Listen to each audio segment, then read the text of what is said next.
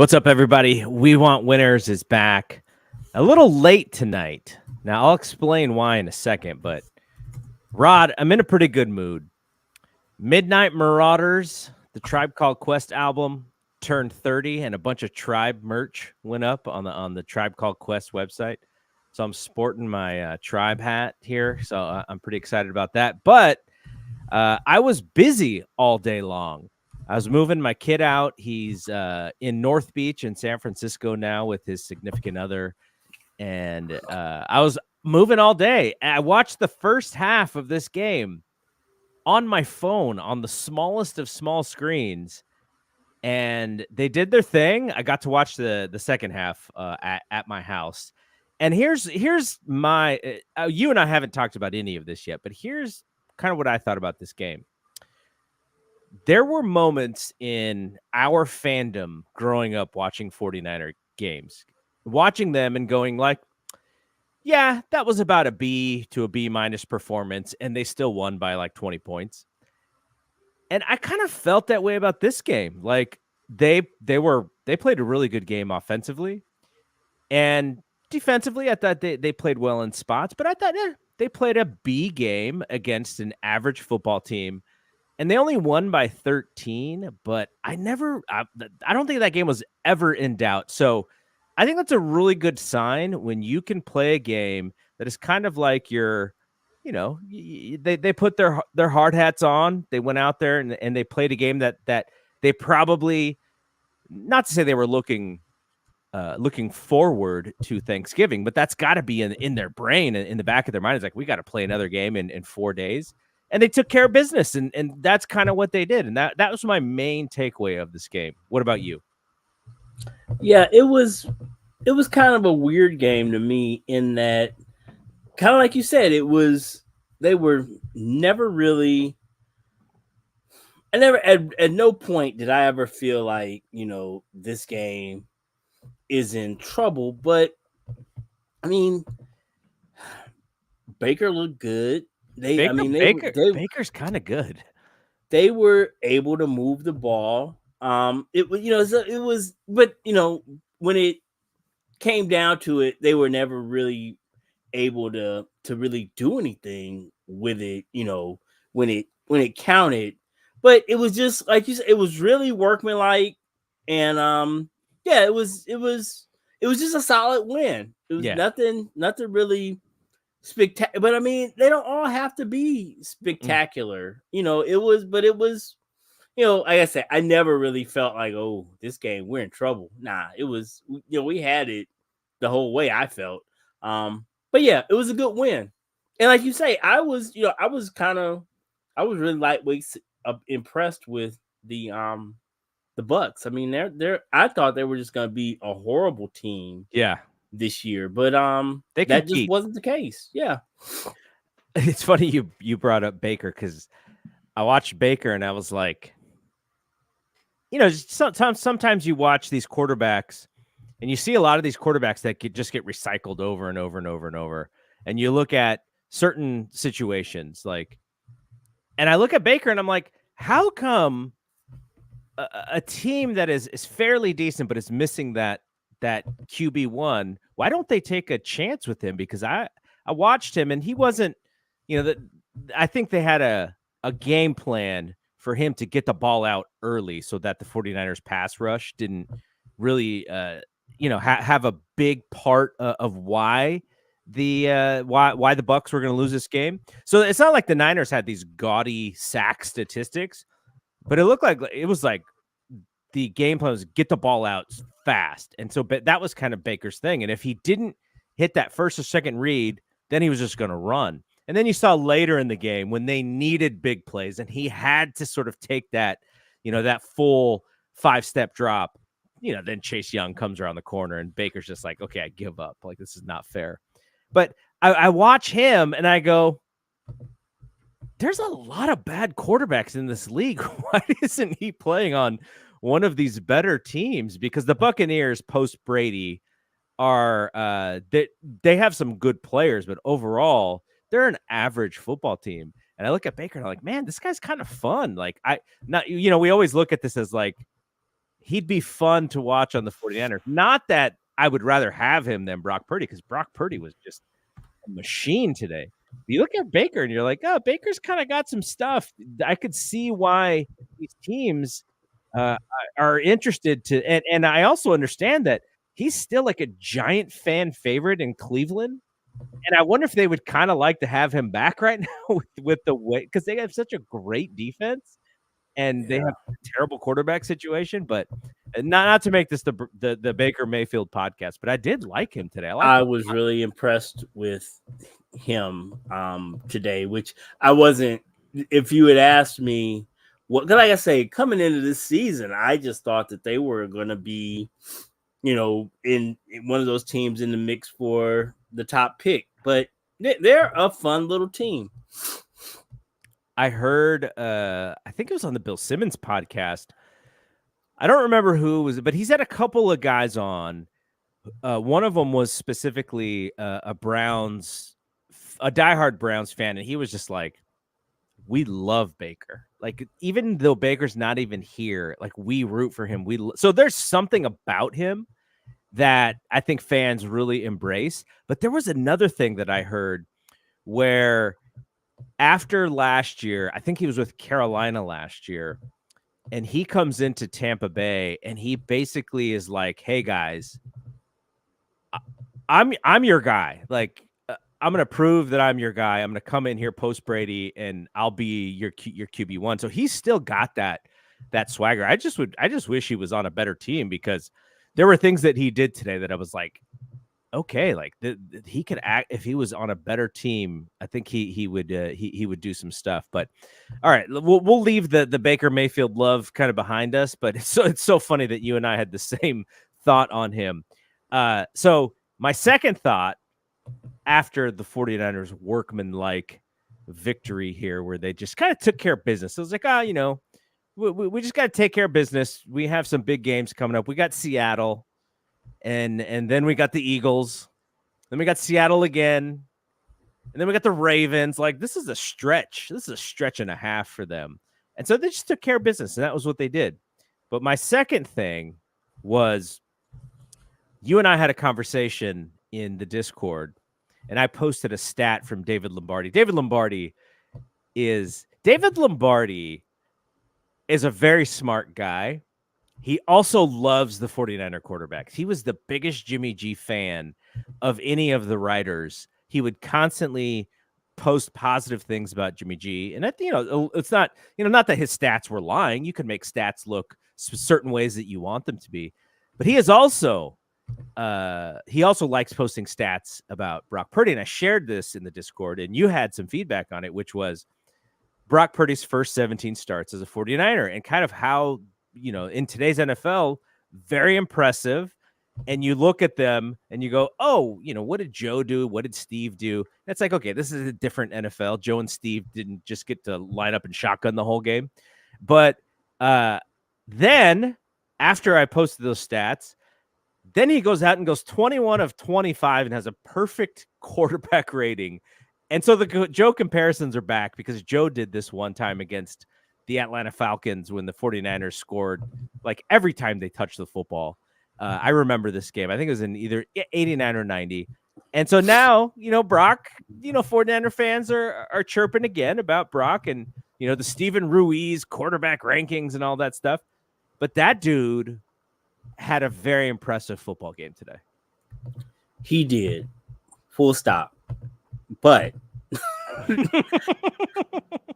again, I'm just, it's never gonna be Brock, whoever. You're never gonna get me on board with any kind of Joe Montana comparison. It's just not. I mean, you're gonna have to win 3 or 4 Super Bowls before I'm gonna be on board with you comparing him to Joe Montana. You know who also will not be on board with that comparison? Joe Montana. Joe Montana. Exactly. So, I mean, again, that is not in any way, shape, or form to take away from the way he is performing. I'm the first to admit Brock is balling. Yeah. at the same time, what I get kind of fed up with is the fans and their kind of reaction to his balling. So I don't have a problem with Brock at all. But it was kind of the same way with me with Jimmy. Is that, it's like, the hyperbole and the, it's just like, it's like really over the top. Now, again, I think Brock is playing. Jimmy never played at the level that Brock is playing at.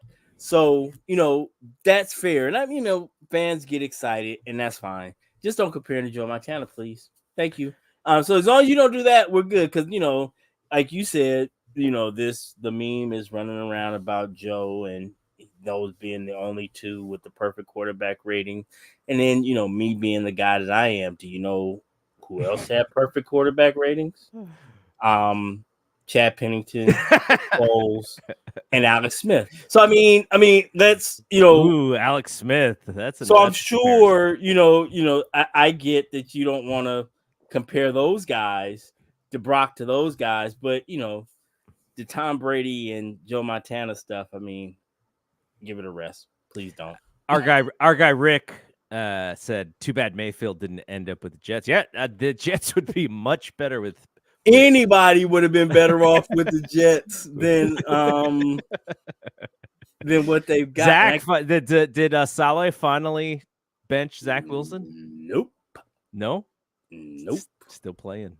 Well, and I mean, the thing of it is it's kind of like he's got a meat shield in that the backup is like Trevor Siemian. So I mean, okay, we're gonna put in. So we're not gonna bench him, but why is Trevor Siemian the backup? Is that's the question. Why isn't it's not even White Mike anymore? Why would that would have been that would have been better than this is just ridiculous. Why weren't they in on Josh Dobbs? It's just this has just been ridiculous. And this whole thing, like especially if we really think that A-Rod is like stem selling himself to death and is going to be ready in mid-December. I mean, they won't be playing for anything at this point, at this rate, because this dude is just bad. It's not even. I watched a bit of that game, recorded after our game, and it's just, I kind of feel sorry for that dude. He just seems completely overmatched. Now, our younger listeners will be like, "What the hell are you talking about?" But what if Rodgers, in a boot, comes out with the first team offense, takes a snap, hands it off to Breece Hall, and he tries to pull the Willis Reed, and it gets the entire stadium fired up, and then Zach Wilson comes in and replaces him. Like, Rodgers has got to do something. Like, he can't, like, he's too hungry for the public eye for him to just be sitting back, and like, he's got to call into Pat. He's got to be on Pat's show and just talking about how, I just want to see Rodgers more, because Zach Wilson is not it. And it's unfortunate because he's still such a young dude. And you kind of wonder sometimes. And I think we thought the same thing about Alex Smith when he was early with the Niners. Like, some of these young quarterbacks, like you look at Peyton Manning, was on a terrible Colts team, but he also had, he eventually had Marshall Faulk and Marvin Harrison. So they were able to build something. But Alex Smith, he had Brandon Lloyd and a bunch of other, like, just okay players. And you kind of wonder, like, okay, well, what if Zach Wilson had, a little bit of a better team, or like a more veteran savvy team, but he just, he's just not the guy right now. And he's got this old dude, this legend MVP breathing down his neck. Like, I don't know, that it doesn't sound like a great emotional mental space for Zach Wilson being in New York right now. I can't imagine like what that kid is going through. And the weird thing though is that it's just, Bill Simmons was talking about just as the state of quarterback play in 2023, guys like, you know, Wilson and even Trey Lance, and they're like talented dudes. They're like 23 years old. And when you look at the landscape of just quarterbacks in, around the league and quarterback situations, he's at not so much not so much a guy like Wilson, but guys like Lance and Fields. To think that at 22, 23 years old, these dudes are finished, it's a ridiculous notion. There are like 16 or 17 teams that are in need of quarterbacks. Do you think these and guys like Carson Wentz are back? So I mean, it's the notion that somebody Joe like Trey, Flacco. that those dudes are like done at 22 or 23 years old. It's just ridiculous. We'll be talking about Zach Wilson for the next 10 years. I have an idea, which is kind of similar to what Kittle does with his tight ends day or tight ends camp or whatever he does. You have guys like CJ Stroud come into the league, and he gets that opportunity, and he's able to, for whatever reason, he is able to excel. And you look at someone like Bryce Young, who's the pick right ahead of him. He's struggling. Trey Lance, he's struggling. Justin Fields, given the ball, he's had his ups and downs. I would love to see, and maybe this is where Colin Kaepernick gets involved, a quarterback camp for African-American quarterbacks. Like, if you look at the landscape, there's more African-American quarterbacks in the NFL who are either in starting positions or who are, backups because they're younger players than ever before. Like, this is like an amazing opportunity, I think, to just raise the awareness of that fact, because there's still that.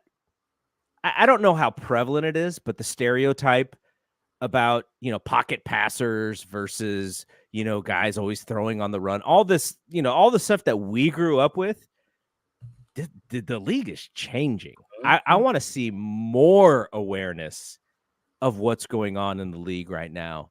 And not to say that someone like an who's the not Peyton Manning, but just that sort of like the guy coming in and changing all the plays at the line of scrimmage and all this X, Y, and Z, like the athleticism that is out there in that position has never been stronger. And I would just like to see way more awareness about it. Cause you're right. Like, yeah, Trey Lance, you put Trey Lance in an opportunity that some of these other guys have, and maybe he takes advantage of it. But he's playing behind Dak right now, so he's not going to get a ton of chances. I just want to see more awareness about it, because I don't think the league makes as big of a deal of it as they should. And you got guys like Kaepernick who are like pioneers in a sense, like, just the way that he played. And man, like there's so many good quarterbacks out there right now who can do so many things that aren't getting a lot of the love and affection of the league that I think they should. Like, CJ Stroud should be the biggest story in the NFL right now. It's true. It's true. And I think that even it's an overarching thing in that it's the skill set of what it takes to be a good NFL quarterback now has changed. And I think that benefits, it just happens to benefit African American quarterbacks. But you see guys like Trevor Lawrence, Josh Allen, guys who are white guys that are just really big, strong, and athletic. Yeah. I think having just the makeup of what it takes to play that position has opened it up for just more athletic players. It was funny. I was joking with somebody. You're talking about because Richard Sherman, was talking last week about Trevor Lawrence not being a generational talent. Well, yeah, it really hit the game today showed. Yeah, Trevor Lawrence. No, he's not special at all. That's crazy. That dude is sick. Yeah, he has got. And we talked about this last week. The thing that impressed me is his ability to make throws that he doesn't even have to really wind up and make. Like the ball just comes out. I think you're on mute. Actually, the way that football comes out is like a laser. And yeah, he's gonna have to get better, and that team's gonna have to get better. But if he becomes if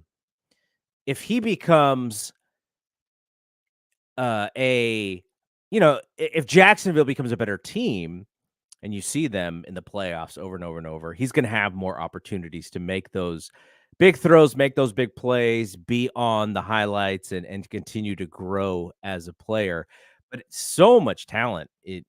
Trevor Lawrence is a ton of talent, and you can see it in the arm. And look, he's had a chance to, pretty much be QB1 since he stepped in the league, and those reps are plentiful and helpful for his growth as a quarterback for sure. Yeah, those guys are just so young, and I think we there's this thing we do where we expect them to come in and do like Trevor Lawrence being, and as we see in that 21 draft class, he is the exception to the rule. All the rest of those dudes have struggled, and you don't. That's not how you want to get there. But I think that I am of a belief that somebody definitely like Trey. I think he was miscast as a dude that was going to come in here and be plug and play with the amount of experience he has, especially when you look at the difference between somebody like him and Brock and the amount of reps they got in college, or even those other guys, Lawrence or Fields and Jones. They all played way more than Trey did, at much higher, Clemson and Mac has Ohio ruined State. it. Mac has ruined it for everybody. Exactly. It's and again, that's another guy who coming in, all the talk was about, and like I really kind of like, fostered like a really kind of big dislike for the guy, not hate, Yeah. dislike. But he's one now. Now I'm feeling kind of sorry for him because I mean it just looks like he's broken. We said this at the beginning of the season, or at least I said this. I said I just root for that guy to fail, and I'm not even sure why. And like you said, I really feel bad now. Like, he's gonna he'll have an opportunity to.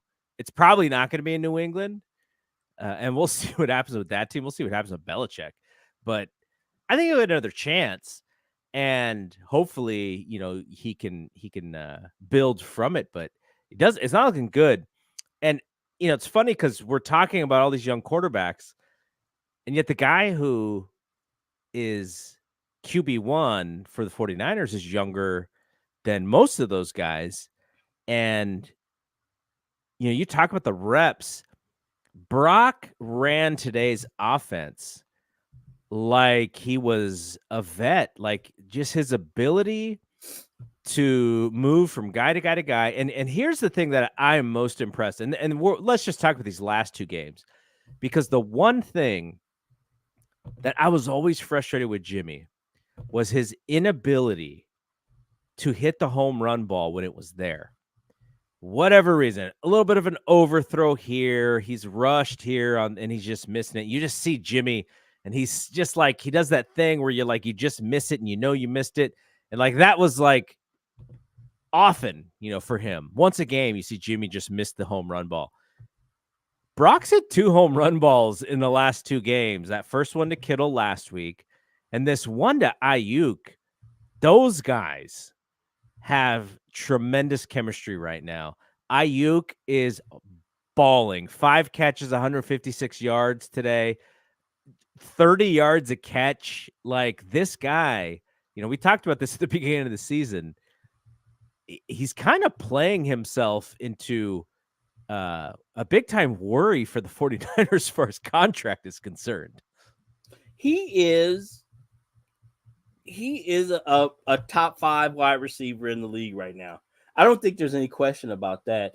And the fact is, he's gonna at some point they're gonna have to pay him, or somebody's gonna pay him like that. Now, maybe they make him just go ahead and make him play out his 5th-year option next year, and so it does not become an issue. I don't think, I've said it before, and I maintain, I don't think it would be the craziest thing in the world if they just decide, look, we're gonna play this out next year, and we're not putting any more big money contracts on the books for 25 and beyond until we see what we've got with this group and see, it looks a lot different in 2025 if this group has won 2 Super Bowls, or as opposed to if they have won none. I mean, as opposed, in terms of who gets paid and who doesn't. And then 25 also is, it's the year that they're gonna have to make a decision on Brock, which we've kind of alluded to previously, in terms of what does it look like if you're paying Brock, $45 million, $50 million, and what does he look like with the surrounding cast that a $50 million quarterback has, as opposed to having 4 All-Pros surrounded him. So those are questions that need to be asked. But like you say, in terms of BA, he will easily surpass the contracts that I think that Debo and AJ Brown got this last go around with, it wasn't this season but the season before, when it was that big wide receiver free agent class. I don't see any way he isn't a top of the league, isn't paid at the top of the league in receiver. And if the Niners balk at all, and again, I'm well aware that they have outs, they can franchise him and whatnot, but if they balk at all about paying him, I don't think there's any question that there will be teams out there who are willing to step up and pay him at the top of the market. He is one of the best receivers in the league. The fact that Debo only signed for 3 years, I think, is kind of you add that to the fact of how well Ayuk is playing, and there's some interesting stuff there as far as if you got to pick between one of the two. And as good as Ayuk is, you see the gravity that Debo has. They didn't even, I think they only ran the ball with him once today. It might have been the opening play, maybe twice. But I think they're kind of keeping him in games like this. They're kind of keeping him under lock and key, and the chance that maybe this week in Seattle, maybe the game against the Eagles, I feel like he's going to be unlocked in a very interesting way. But I think we've gone 30 minutes without mentioning the really bad news, which is Hufanga. It looks like he may have a torn ACL, which means if that is the case, his season is over. And that is so unfortunate because, he's a young dude, came into his own last year, very impactful on a defense that is built on blitzing and hard hitting and creating turnovers. And we got to see a little bit of the Rook today. What did you think of, first, thoughts on Hufanga? Obviously bad news, but also his replacement, Jair Brown. Yeah, that's going to be a big loss. It was interesting to see, Brown literally have to come in and be thrown right into the fire. They And targeted his ass immediately too. yeah, and that his first rep was not a good one. It was not a good one, and even that, it wasn't the second one, but the one that you're talking about specifically, when Mooney has to go out, and then they bring Isaiah in, and then Isaiah Oliver in, and they're on the same side, and then they run coverage there, and Brown ends up somehow making the play, but he was beat, and it was the pressure on that Oliver put on Baker made him have to get rid of the ball, because if he Johnston had made note that Baker had been making those throws all day, putting it on those guys, and he just missed him basically, and that gave Brown the opportunity to get into position, or he was made it put it. I don't think we can give him credit for getting into the position. He was just kind of had his arms out, and if the ball kind of hit him. But all that being said, he did make some plays. Yeah. And but like you said, I think that today was a harbinger of what's to come if Hufanga is in fact lost to us for the season, is that teams are going to target this dude, and he is going to have to, put his big boy pants on really quick, because teams are going to, by formation, put him in positions where he's going to have to make plays.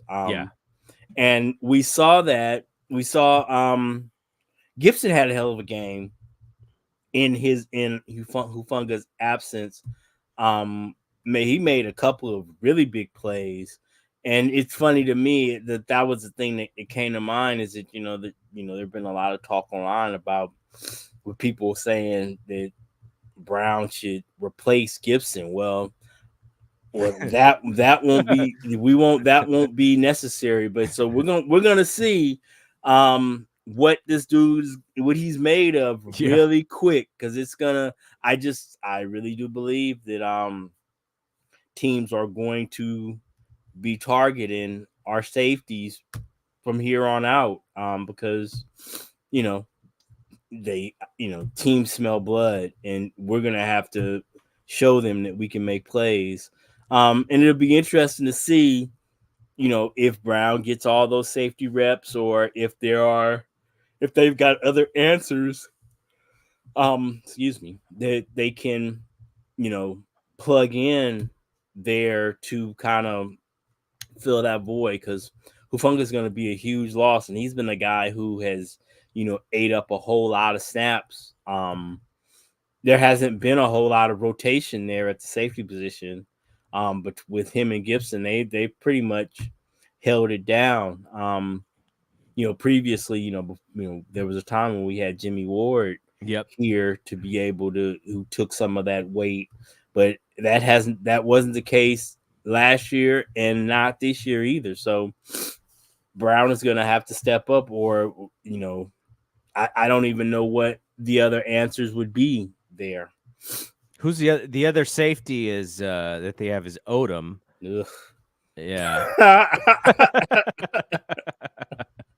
Yeah, that hasn't really worked out well when that has been the option. So like I said, hopefully, Brown is he profiled really well athletically coming in. So we'll see. It's going to be, at this point in the season, all teams, have injuries somewhere. So it's going to be, but our secondary has been, kind of a weak spot. So that is even more so the case today than it was 24 hours ago. So we'll see. Yeah, we saw, I think Ambry Thomas gave up the touchdown, but, Mike Evans is a tough cover for a lot of people. I thought, when what did Baker throw, like 43 times or something like that? Mm-hmm. So you're 45 times actually. So, they were on the field a lot. Going back to one of the things that you mentioned, what a call by Steve Wilkes. And let's talk about Steve here. It is a 4th down. Isaiah Oliver's in the game. And I'm thinking, like, okay, we just got to hold strong. And he comes up to the line, and my initial thought was, oh, he's like pretending he's going to blitz. And then he's going to come back in coverage because they need people to stop this 4th down throw. Oh no, he's blitzing, and he hurries Baker just a tad to make that throw. But Oliver, we've talked about Oliver in the past as far as his tackling, his blitzing. That was a great call by Wilkes. And Tim Kawakami has a new podcast with Matt Barrows. It is called 49ers Plus Minus. And so I listened to it, and Matt actually talked about one thing with Wilkes that you and I haven't talked about this yet, but he said one of the reasons why he thinks Wilkes being on the sideline is beneficial to him is because he has guys he can talk to on the 49ers defense who understand this defense better than he probably actually does. If you can, you have a Fred Warner who's there and who's communicating with you on the sidelines. I thought that was an interesting point. And the other point that they made was that, Wilkes is it's not like he's been, long time defensive coordinator for all of these other teams.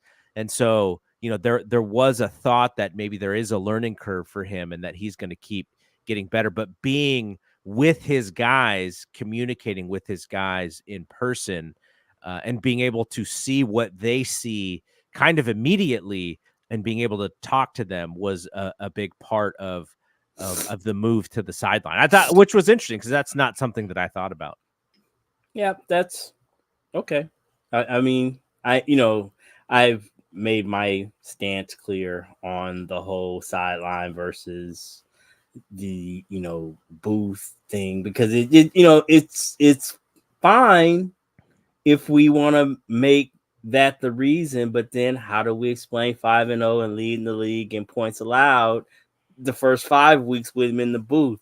What that tells me is that it doesn't matter. That the defense, if they are rallying to the ball, getting off blocks, and staying in coverage, it doesn't matter where he stands. But like you say, that is something, that insight that Matt said, that obviously is beneficial. If that is something that's actually happening, then yeah, that is a positive. And you just wonder if they would rather have him there than being on a headset. That's also because of the guys that were there previously the last several years. So it could be, that thing as well. Yeah. But yeah, I thought that was such a risky, great call because it worked out. But I was like, my first instinct was, oh no, we're about to give up a touchdown because this blitz isn't coming. And then it got there, and I was like, wow, I was off on that one. Well, and I had the exact opposite feeling. It's like, oh shit, Oliver's gonna be in coverage. So for me, that was the best of both worlds. If he's gonna be out there on the field, I'd much rather him be blitzing than to be out there trying to cover somebody. Totally. Because he is a sieve. It just seems to me. So yeah, that it seemed like he was perfectly deployed for that circumstance. And like I say, hit that pressure.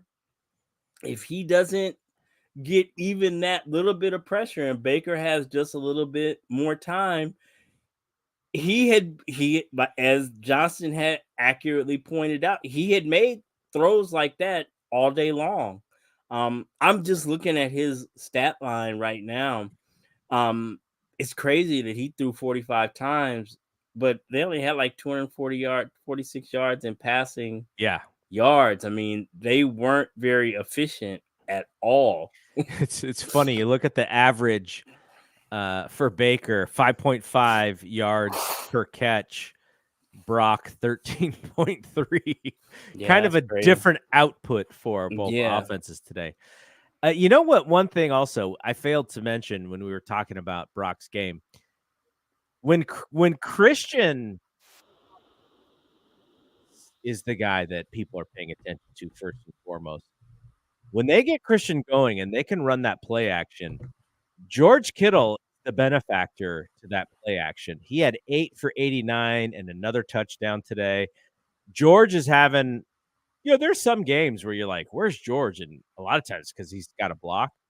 But, through, I guess we're at 10 games. Niners are 7-3. Through 10, George is at 43 catches, 648 yards and 5 touchdowns, 15 yards per catch. I think that's a pretty strong number for George. And he's projected, if you kind of just project out what he's done so far, he's projected to go over 1,000 yards and catch almost 100 balls, which is a much bigger number, I think, than people would even realize. I would have thought I thought coming into the season he was going to be the odd man out in terms of targets when you just looked at how many times we want to throw the ball and how many times I thought Christian would get targeted and how many times I thought Ayuk would get targeted and Debo. I just thought that George would be the odd man out, but that didn't seem to be the case. And the thing that just sticks out to me is that he is just wide ass open. I mean, it's just, and I mean, I guess it kind of makes sense that you can't guard everybody. And Kyle just has a knack for scheming that dude wide open. And Johnston again made another good point about how you have to respect George as a blocker, and so many times he's able to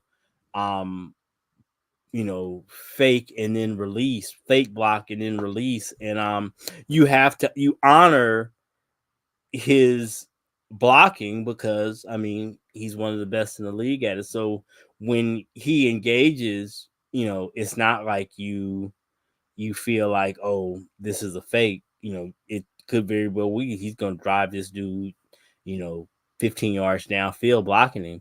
But then when he releases and then he's, it's hard to get back into position to like to because he's not like it's not like he's a slow tight end. Yeah. So once he releases and he's by you, he's gone. I mean, that is just a wrap. So yeah, that is just another interesting wrinkle in the 49ers offense, that if defenses don't adjust, that's something, those are cookies that are going to be there all the time. I mean, I misread the stat. He's projected for 73 receptions, which would be his biggest number since 2019. Yeah. And his number of, if he hits that projected yardage, that would be his biggest number since 2018. Last year, he's pretty close to last year's numbers already, but he did have the 11 touchdowns. He's kind of a touchdown machine last year. So, but yeah, I do enjoy seeing him because as much as that dude loves to block, he also loves to catch passes and to run out in the open field and stiff arm guys into the ground and run over. Like, he loves that stuff as well.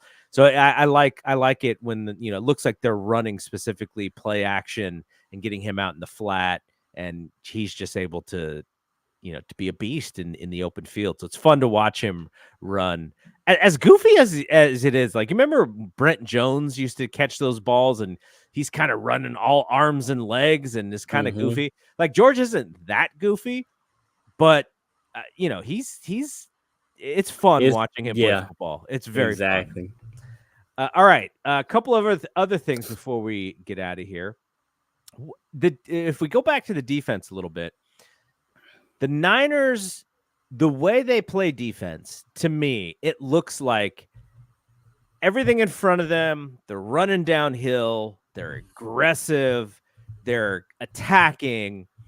And the way that we've seen teams try to beat their aggressiveness is with counter plays. We see screens a lot, and Tampa was very they were able to use the screen game early in the game, not as much later in the game. Early in the game, they were picking up yards. You saw reverse. You saw Baker kind of run to a specific place and then toss the ball into somewhere where the Niners were not looking. Sort of a delayed kind of screen again. And I wonder, because the Niners are so great at just attacking. In the back of my mind, I'm thinking like, what is Philadelphia going to do? Like, what do they have up their sleeve to kind of, break some of the aggressiveness that the Niners have defensively to, get them in positions where, they don't, there's not enough tacklers where they want them to be or whatever, because that's pretty much the only way Tampa was able to pick up bigger chunks of yards. Now they were able to, they have they have Mike Evans, and he was able to make some plays, and Godwin was able to make some plays. Those guys are good football players. So they were able to get small chunks, but the bigger yardage was in like the screen game, in the reverse game, in these plays where the idea is to kind of use the other team's aggressiveness against them. And I worry about teams like Philadelphia, teams like the Ravens. Do you think that the 49ers are going to be able to combat some of these smarter and more talented teams when they attack them in that way? Well, these teams coming up, for as long as that Cincinnati game is on teams' reels, we're gonna have, and until we've shown that we can stop it, we're gonna see screens. I mean, that's just gonna be it, because they were so effective running in them.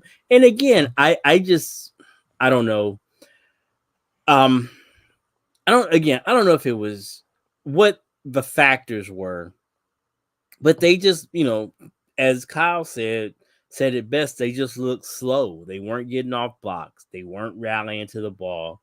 And that has not been the case coming out of the bye. So that alone kind of mitigates, the things that teams like Cincinnati were able to do. But like you say, they were sort of effective today. But again, back to the Baker love, there were several of those throws to Evans and Godwin where Baker just beat us, because the throw was out of his hand before the receiver even turned around. And once, the ball was there, and the defender just didn't have a shot. It was just, like I say, Baker beat us. And, if quarterbacks are able to do that, those are situations where, you just, if the quarterback is striping it like that, it's going to be a long day. That it reminds me of early in the season against Stafford. He was on one of those kind of heaters where he was just throwing the ball and putting it in spots where the defender just, like I said, Stafford beat us. The throw, where he threw it in such a way with the timing that it was almost impossible to defend. But honestly, we don't really have that many guys left on the schedule who really are those kind of passers. But I mean, they're all pros, so they can get into those kind of, zones, I guess. But, I don't know. I've watched Philly a lot this year, and it's going to be interesting to see what they do tomorrow night, because I don't know. It just seems like something is off with them. They don't, they're winning, but it just, I don't think that they have hit their stride. They're not playing nearly as well as they did last season. It just seems like they're doing, and I'm not saying that they're like lackadaisical or something, or not trying, but it's like they do just enough to win. So I just, unless they really start playing much better, I think we match up well with them. They're a super talented team. And could they come out and just blow our doors off? Absolutely. I mean, they have that kind of talent, but I think we do too. We could easily do the same thing to them. I think we're really, really evenly matched. I think the Hafunga injury hurts us. Yeah. I just don't think that we're not in a position where we can be losing, because let's be honest, super honest. Both our teams are really, really top heavy. We have a lot of stars. And, if you start losing those top of the line players, if you're any team, it's not good because you don't, you're not really wanting to be counting on those depth pieces to be in really um crucial positions. Again, I think Lamar is the MVP so far. So I think I'm really interested to see what we're able to do with them. That Andrews injury is huge for Yep. them. Talking about losing His favorite guy. top end of the food chain talent. It's going to be interesting to see. They will have a couple weeks to kind of, I guess, try to figure that out. Oh, I guess we see them Christmas Day. Okay, so they got a couple weeks. So it's like I know we got birds for like the next 5 weeks. Well, we go Seahawks, so Geno Smith on Thursday on Thanksgiving. Eagles at Philadelphia on December 3rd, so we got Jalen. And then we go Seahawks again, so we get them out of the way. Two games. And I know they're struggling. I know that their point differential is a -2, even though they're 6-4. But I'm never going to underestimate those guys. They are such a Jekyll and Hyde team because I've watched them a lot too this year. When they're playing well, they play really well, but then they just throw a stinker in there often. Yeah. So I've watched a lot of their just plays. You know how you can watch the 30-minute just condensed version of a game. Yeah. But I don't know enough about their team to have a pulse on, the ins and outs of what it is about them. So we get them. And then Kyler's balling. We always have trouble with Kyler. He looked good today. Again, that's another situation where I thought they would keep him on mothballs and just, I thought they were going to move on from Kyler. But that doesn't seem to be the case. And they are a sneaky good team. Not good team. I'm not okay. Pause. They aren't a good team. They are frisky. Yeah. I thought, again, they are another team kind of like the Bucs that I thought were going to be, Caleb Williams hunting and we're just going to be out there trying to tank. But they are a competitive football team. Well, we'll see. With Kyler behind center, they're probably going to win a couple games that they wouldn't have won otherwise, but they are still only 2-9. So they're But I mean, okay, so they're not. Like I said, pause. They're not a good team, but they aren't. Ask the Cowboys. They aren't a pushover. They come to play. So even when you beat them, it's not like they are. They've rolled over and quit. So which is, I commend them. Jonathan Gannon came over there, and he is, they've got some good players, and Kyler is back. So I just hope we don't look past them to that next game, which I think is going to be the Ravens after them, right? Yeah, the Ravens on Christmas, which is Monday Night Football. So the Niners play the Ravens Monday night, and the Ravens they're fantastic.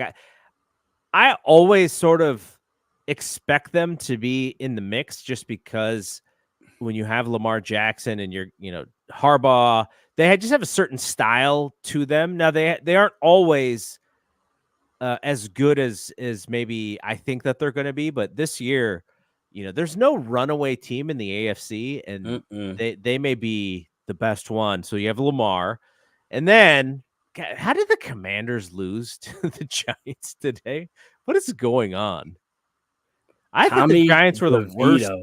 Oh my God, I think that the is Giants were the crazy. worst team in the league, and that is not the case. Oh my goodness, the Commandos. God So bless them.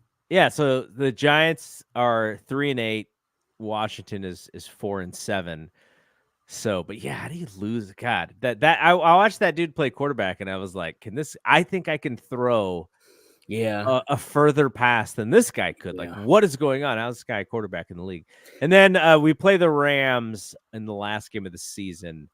And who knows who's going to be playing for the Rams in that game? Like the Rams just may be at a point where they shut it down. Cooper Kupp seemingly gets hurt. I wouldn't say hurt, but gets dinged up every game.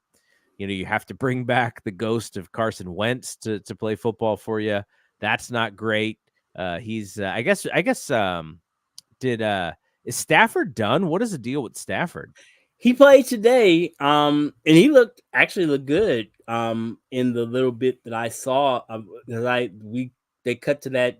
Well, that was the game that was on when our game was over. And boy, him and that Puka dude, they have got the connection of connections. He was just throwing. It was like he was just throwing it up, and that dude was catching it. That dude does not. He doesn't. He catches everything. Yeah. So that's gonna be interesting. It's like, where do they find these guys? It's like Cooper Kupp. Little Cooper Kupp turns into one of the best receivers in the league, and now they've got this Puka guy who looks like he's gonna take. When Kupp is ready to give up the mantle, he's gonna take his spot. I mean, it's amazing. Yeah, and Yeah, so Puka's 69 for almost 900 yards this year so far. that's crazy. And so, again, we don't have to rehash the fact that anytime it's Kyle and Sean, it's always gonna be it's going to be a grudge match. So even I don't care what their record is, when they come or when we play them, it's going to be, So if you say that's the last game of the season. Yeah, it's the last game. So, But there's no. I guess there's how they do it in the last game of the season where they don't even have times for these games yet. Yeah, but I'm bummed. I'm bummed with Kupp because he was a hot fantasy guy, and then he's just been hurt all season long. Well, as I was gonna say, it doesn't matter what their record is. They would love to end their season by beating us. Oh yeah, if they could. So again, it's just all of these games here on out. I think that Trent said it best. There was a quote that like, if we thought that we had it all figured out and that we were just gonna coast, that we got another thing coming. That all these teams are gonna be coming for them every week, and we aren't. No, there's no team in the league that's so good that they can just kind of throw their jocks out there and just think they're gonna beat somebody. Yep. So it's gonna be interesting. All right, let's end with this before we get to our MVP. I want your thoughts on Chase Young and how he's been able to kind of help unlock the pass rush here a little bit. He had a sack today. I know Bosa. I don't know if Bosa did Bosa get credit for one today. Yeah, Bosa was there a couple times, and there's a couple times where he also got held, and no one said anything. Bosa had one sack, so he did have a sack. Chase Young had one as well. Armstead got credit for one. Fred Warner and Dre Greenlaw both got credit for half. So 49ers did get 4 sacks.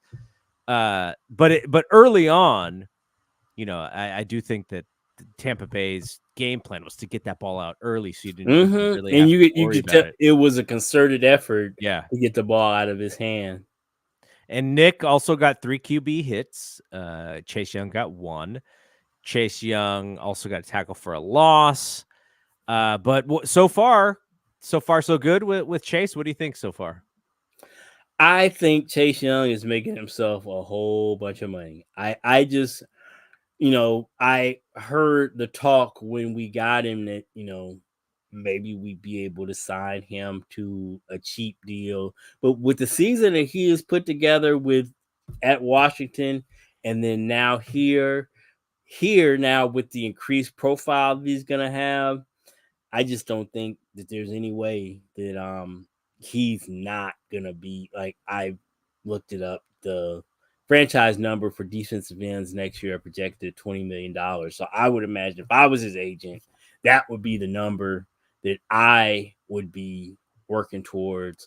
And I just don't see that there's any way that I think at this point, something like 15 is going to be the floor. And every game that he plays, even if he just plays at this level for the rest of the season with the numbers that he's piling up, I just don't see a way that he doesn't,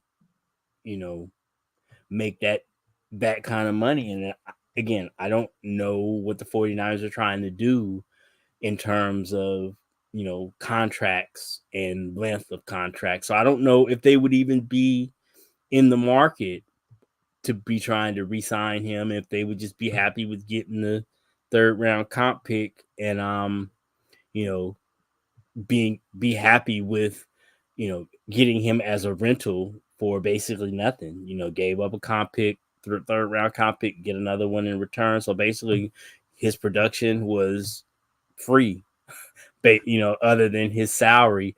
So I would love to have him because, like you say, he has really unlocked the pass rush in a way that, we just, Drake Jackson for whatever reason, and then he got hurt.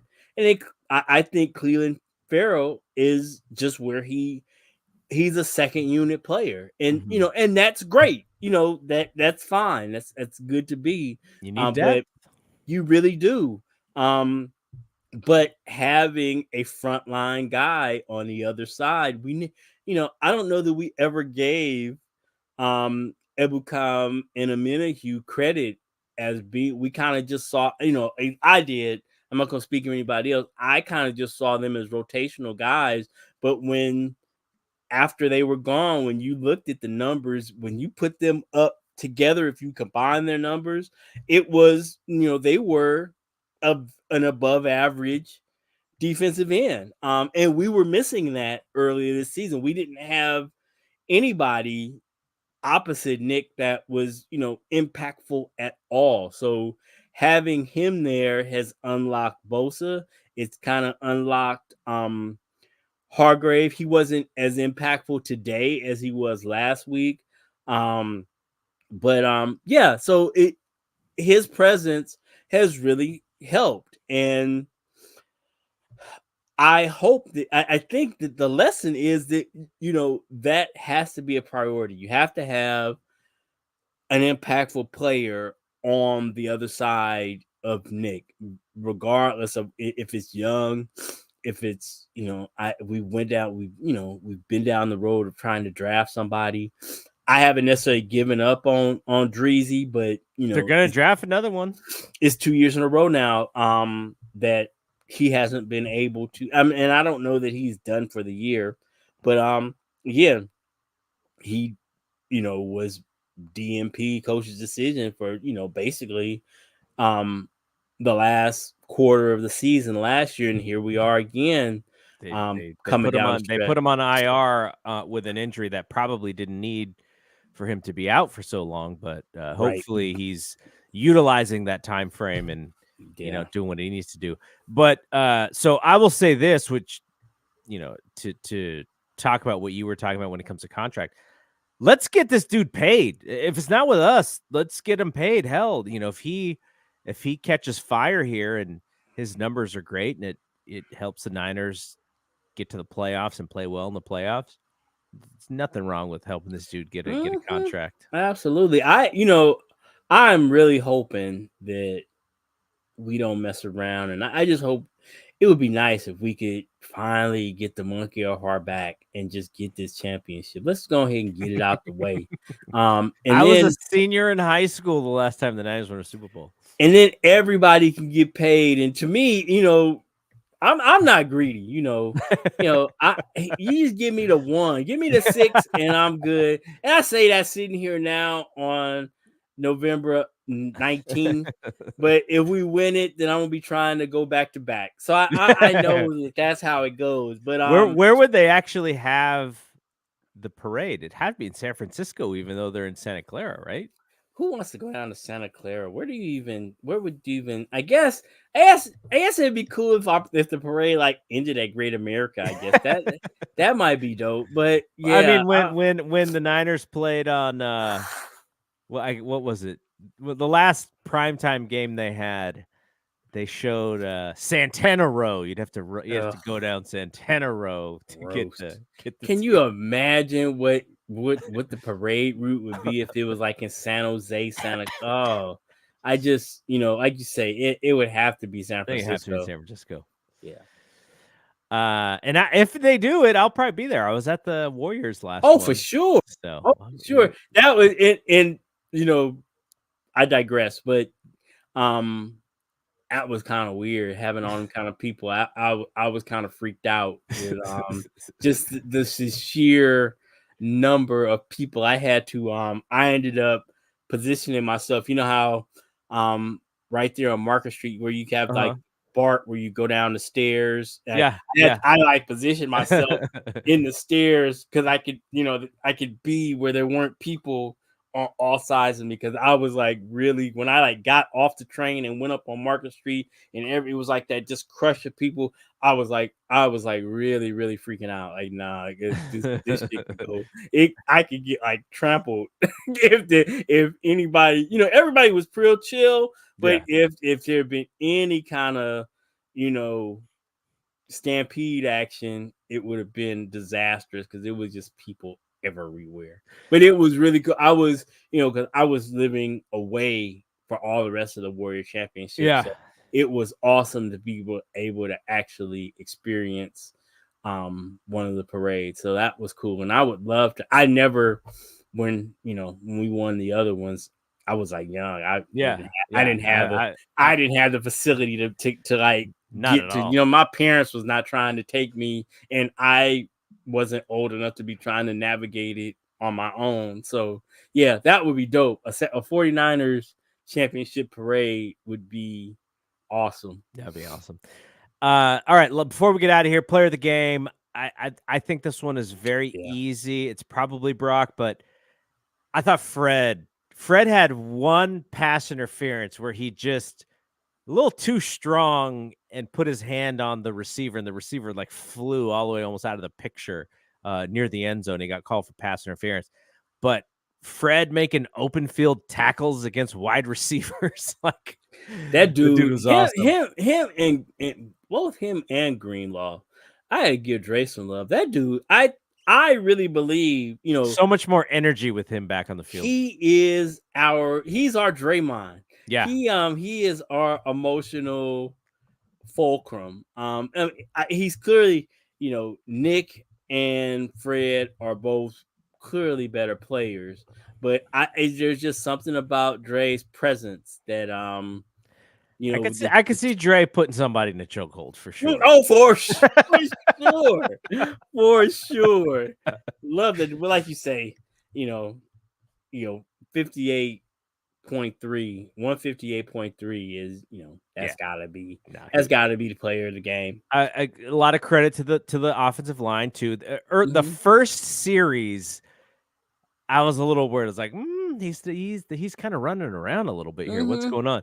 But they buckled down, and he was back there. I think he did get sacked maybe in the fourth quarter when they were kind of trying to burn some time, but he had a clean pocket. He was able to pick and choose. He was, he didn't have those defensive linemen with the big arms in front of his face that he can't. Sometimes he can't throw the ball over them because he's not a giant person. I thought the offensive line was really good today as well. And I don't know, maybe it's Feliz Navidad. Maybe he's Mhm. been the problem solver the whole time, and we didn't even know it. Yeah. Any thoughts about not being able to just run the ball down the throat at the end of the game? Does that concern you at all? That we weren't able to just kind of close the game out, and we gave the ball back to them to, they weren't able to do anything with it. But Yeah. that's kind of that. Though, just those little things like that, they just kind of. It was a little weird. CMC didn't have a fantastic game. Like he had a solid game. He had that nice touchdown on the pass, but he didn't have like this super fantastic game. I actually was surprised that I was like, hey, this is a good opportunity to get Elijah Mitchell back in there. But And he actually looked good today. they did show his yearly stats, and Elijah Mitchell's yards per carry are struggling a little bit there. So it'd be but nice to see him break one. He just seems like he's not he's kind of under lock and key. He just needs to get loose on one. But today, unlike to me, the rest of the season, he looked like he had some juice today. The other day, just the rest of the season to me, he's looked slow. But today he looked like he had some bounce to him. And that it would be good to see. But according to Kyle, he is entrenched as the number two. Those other dudes, he point blank said, somebody was Grant Cohn was trolling, asking him, what does JP have to do to get more touches? Apparently he has a high per yards per carry average, and he was like, be better than the number two.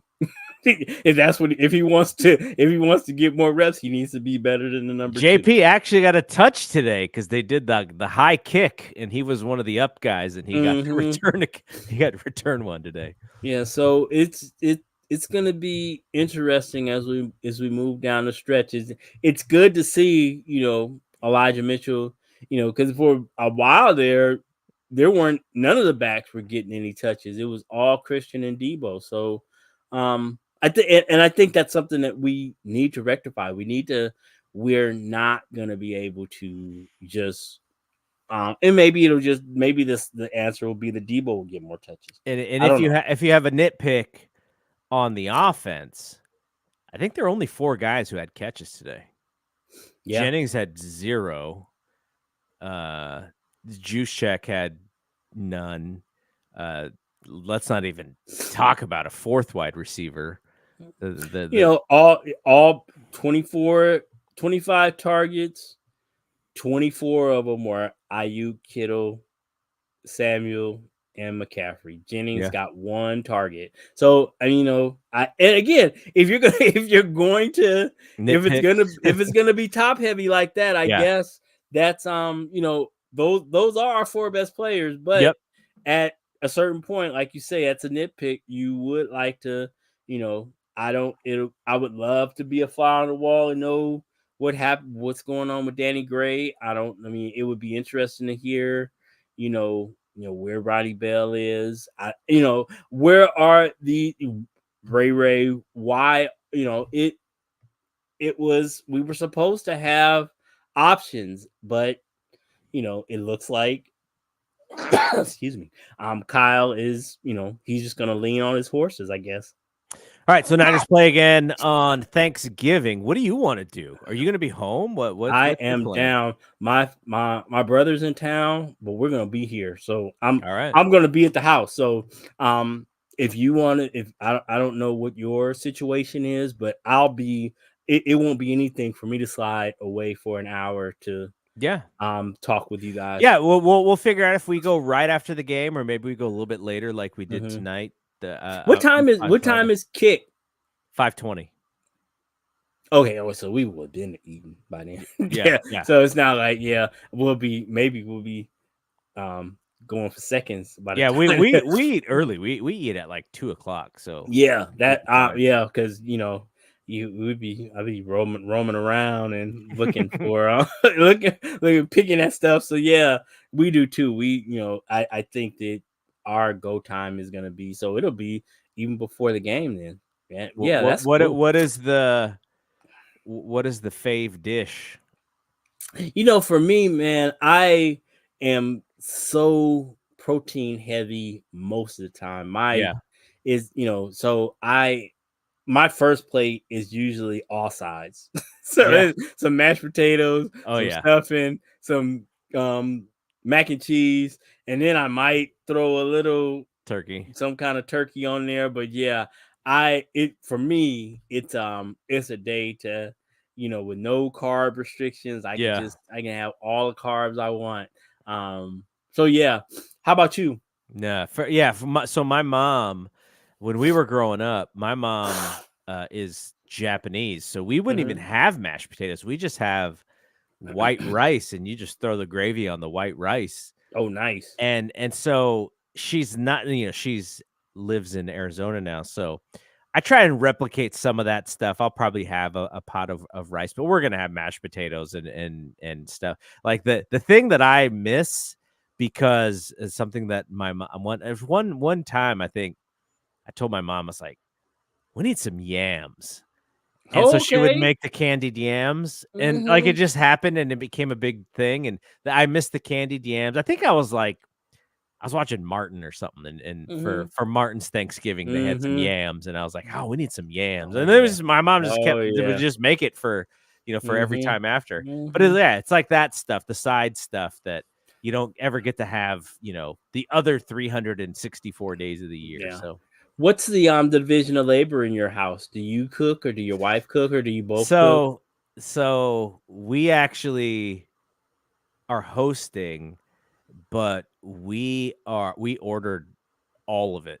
Yeah. We're not cooking at all. That's what's So, up. yeah. That's what's up. That's the way to do it. That's the way to do it. My mom, bless her, rest her soul, she would cook for 2.5 days, Yeah. trying to make it all happen. So yeah, I get that. If you My can. mom would be up at 5 a.m. and just cooking the whole like 7 straight Oh hours my for god, until two yeah. o'clock. Yeah. Yeah, But the fact that where do you order from, if you don't mind me asking? so this year we ordered from Urban Plates, so we're gonna try them out Okay. and see how that works. I think last year we ordered from Whole Foods or something, and Hmm. it was fine, but it was just very plain Jane. And I was like, let's find something that might spruce it up a Exactly. little There bit. you go. Yeah, so That's we what's went Urban up. Place. But I mean, maybe next year we'll find something else. I would love to. Oh, so you'll like this. Last Friday, so not 2 days ago, but the previous Friday, I was in Oakland, and Mhm. we went to the barbecue spot, E&J's. Everett Jones, Oh yes. my gosh! So I was like, if they said they were gonna have like you could order Thanksgiving stuff there, like Mhm. that would be the place to Yeah. order it from, and Yeah. then bring it like that would Yeah. be like the best place possible. Yeah, I love Everett Jones. Yeah. So that used to be back in the day, back in the old days. I'm talking about like Bill King Warrior days. That's where we would go and have dinner before we would go Uh-huh. um to the Coliseum and watch the Warriors get beat most of the Yeah. back in the late 80s and early 90s. There was a lot of losing Oh, yeah. that went on, but we would but tickets were cheap. You could go and you could like sit on the floor for not much money. So Yeah. it was really cool. Kind of way different than now. I don't know if we went and we met up for that um The Santa Cruz game, the yeah. Santa Cruz game. I don't know I'll ever go to a Warriors game in Chase. I was trying to go see Wemby and it was like $150 just to get in. Yeah. Man, I just I I just can't justify spending It's a lot of money. that kind of money. I just, yeah. I probably could make it happen, but I'm just not gonna. So yeah. Well, I was supposed to break, but it was I like to get some insight into what you got going on, and Yeah. that was just good to hear. I'll be interested to hear how the urban plate works out. Yeah. And We'll have to talk about our spreads a little bit on Thursday. oh yeah, well, and we will talk on Thursday definitely, and those who listen, those of you can't, have a happy Thanksgiving, and I don't ever get to say it, but I appreciate you guys, listening to us talk about the Niners. Yeah, we got a good crew. I like our crew. A lot of fun. This is good stuff. And hey, 7-3 can't that you can complain about a few things, but they're good football teams. So we're here in the stretch. We got 7 games left before the playoffs. So we'll be here every week talking about this The team. NFL season is so long. This is a grind. Yep, Yes, a grind. it is. All right, for Rod, I'm Double G. We will see you when we see you. Peace out.